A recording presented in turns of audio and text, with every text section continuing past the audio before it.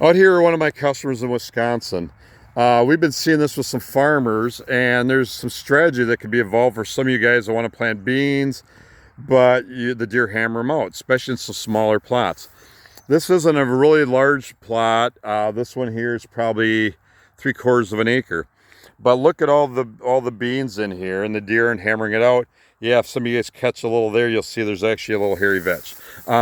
So this strategy is if a guy was planting my greens and greens, which has got winter wheat, winter rye, winter triticale, next spring the winter grains are going to grow back in. We can come back in and no-till beans into it.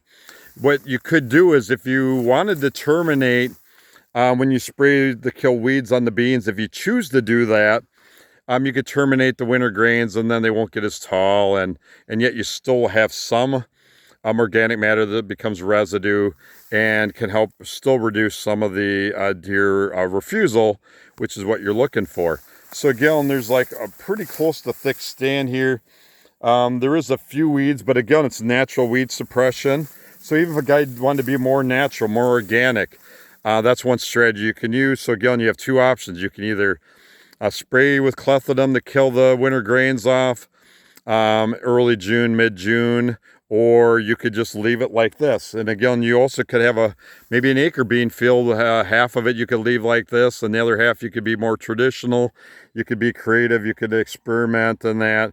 And again, so even though it looks like it's just a winter grain field right now, but again, looking through here, you got a lot of beans. And again, the deer, me and the property owner were walking around here, we're not seeing a lot of pressure, even though there's a lot of pressure in this area because of the deer population and that. Yes, you have a little bit of consumption, but it really reduces the amount of pressure on it. And as we come out here, you can see that there's some that's left that he actually, that he actually didn't, that he actually terminated the grain, as you can see. And now we see a few more weed challenges. And again, this is an extraordinary wet year, but a lot of pressure, a lot of consumption on the beans. With what he did, we have mare's tail. We have some pigweeds I've seen.